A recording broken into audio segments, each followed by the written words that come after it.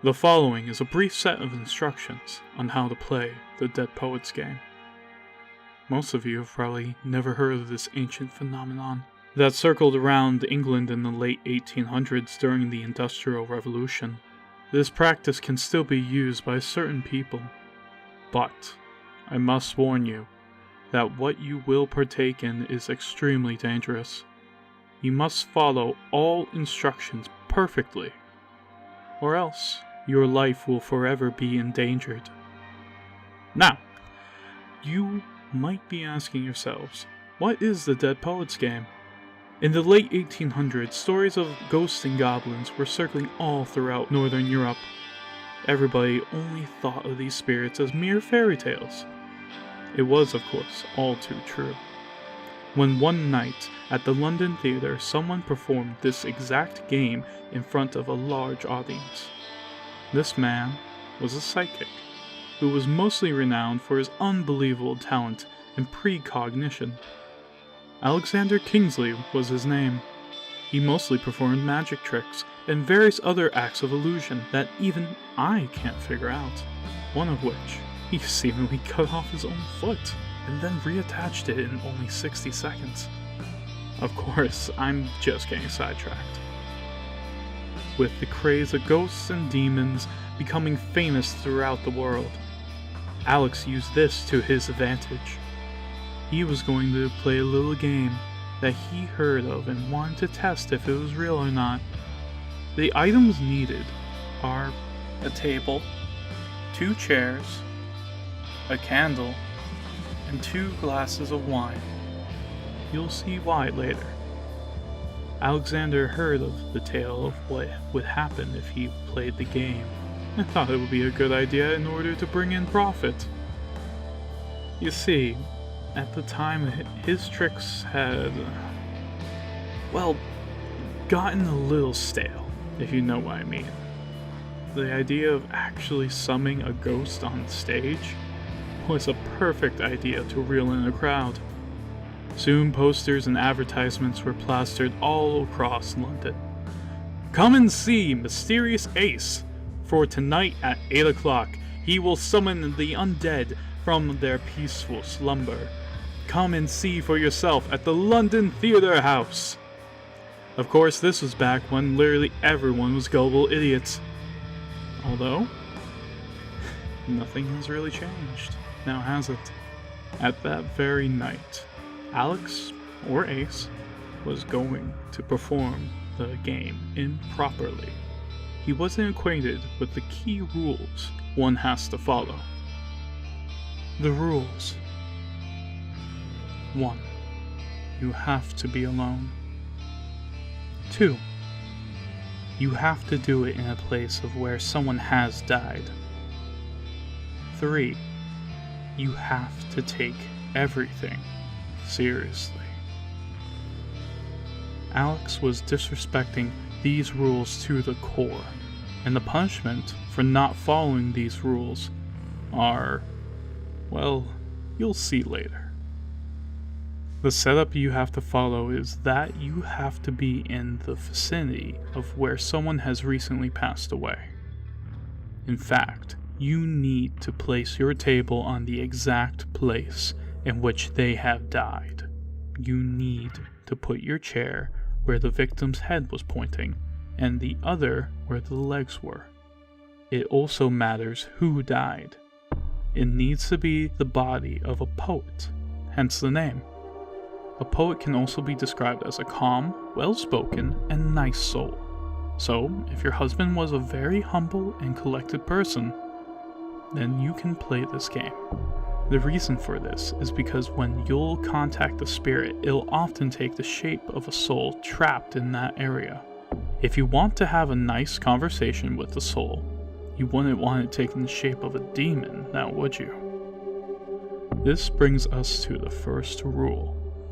Be alone. If you aren't alone, then the spirit may possess the poor soul who didn't sit down in the head chair, as I call it.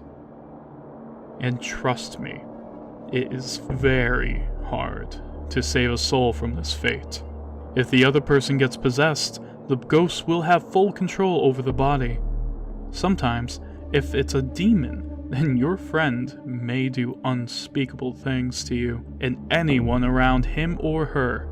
The same rules apply if you don't sit down in the head chair, or if you don't have the table placed in the right spot. If you're like me, at this point you've probably predicted the fate of Alexander and his audience. But trust me, when I say this, not following the rule in which you're supposed to act in a sensible manner is the worst one of them all. And poor Alex was a 19th century magician with brightly flamboyant colors for clothes. Not following this could haunt you for the rest of your days. But the fact that Alex was breaking all these rules was even worse. To properly play, you must lock yourself in the room, closing all the blinds, and be sure to do it at night. No light must be in the room at this time except for the faint flicker of light emanating from the candle that you need to place on the table. Take out the 2 wine glasses and pour both glasses with the alcohol of your choosing. This symbolizes a peace offer to the spirit, showing that you mean no harm to him or her. I should remind you that you must have no form of technology inside the room. Also, you must make sure that you have no way of contacting anyone else in the outside world. To start, you must call to the spirit that you mean no harm to them. You pour their glass and raise your own and take a sip. If you have done this correctly, after lowering your glass, there will be someone sitting across from you. At this point, you must not display any signs of fear in your voice or your facial expressions. You must not provoke the spirit in any way. You must act sensible. To start the game, you must say, "I wish to start a match." The ghost will usually nod and raise the glass. The spirit will take the appearance and personality of the deceased body of your choosing. Remember, you must treat the spirit as if it is the body in the room. If you don't, then you will be met with weird looks and eventual frustration and anger. Of course, nobody in their right mind would want to mess with a ghost. To play, you have to say what letter you want to be, either A or B. To say it, you must say, "I strip you of your," say your letter. If done properly, the spirit will take another sip. I should remind you that every time the entity takes a drink, you must too, for this will be your timer. When both glasses are empty, the spirit will leave. If both glasses are uneven, the spirit will not leave until you have finished. Now, again, you might be thinking to yourself, this isn't so bad. All I have to do to finish is to finish drinking, and then he or she leaves. What's the big deal? Well, I can certainly tell you that you would want to spend as much time away from the spirit as much as possible. This creature is purposely trying to get you drunk so that you can reveal your deepest, darkest secrets. It can find out about your personal life, your job, your family, your relationships, etc., etc.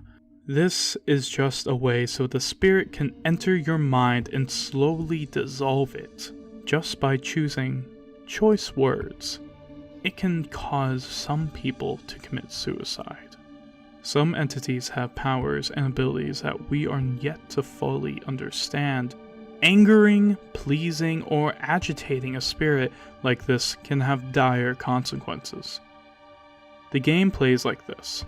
Player A will ask a question and player B will have to answer it. After the spirit answers it, it will take a sip. Then the letters will alternate. Then you will be player B.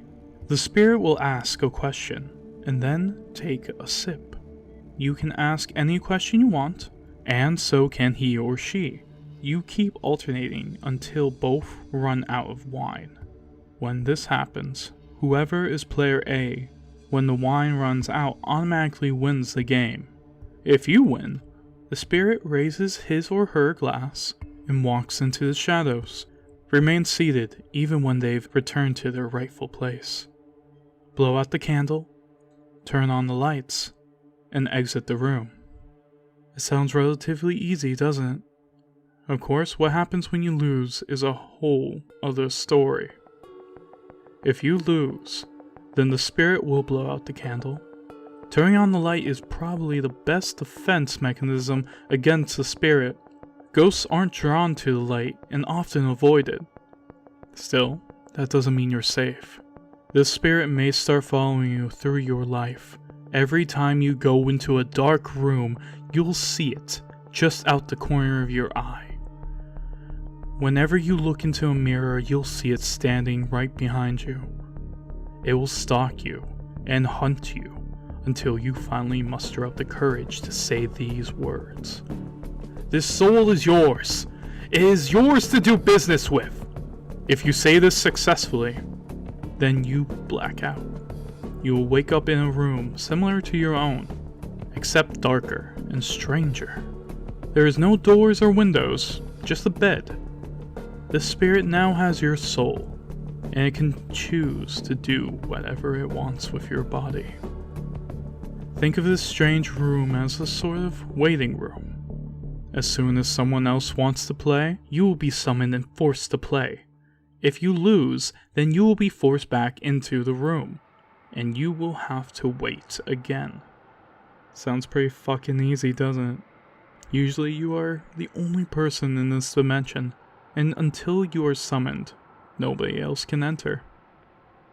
A year before the phenomenon had spread to England and made popularized by Alex, a violent prisoner named Pierre played the game. Using the dead body area of his unlucky cellmate, he had heard of this game and had heard of the effects. He thought if he lost, and was summoned in somewhere like England, he would be able to make his escape from life imprisonment. So, locked up in this French prison, he performed the game. He purposely lost, not knowing how horrible his fate actually was. He spent a whole year in this hellish prison, screaming in agony, banging on the concrete walls as he got no response from anyone or anything. He went insane. He became the very definition of a demon. He wasn't able to form sentences, he couldn't self-harm, he couldn't think straight, and all he could think of was leaving that hellhole. Then, one cold November night, Alexander released the demon from his cell, with no real way of a human form, and with an overwhelming audience of bodies to possess. Pierre could not control himself. He was transformed into his natural body, except he had aged exponentially. He stank of feces and urine, his clothes were tattered and worn out, and he was screaming like a rabid dog. He was foaming from the mouth. He attacked Alex and took his body. Pierre had become Alex. He ran out of the theater. Crowds were running after him, some calling him a genius, and others calling him a monster. Alex automatically lost the game. He didn't follow the rules, and thus, his fate had befallen him.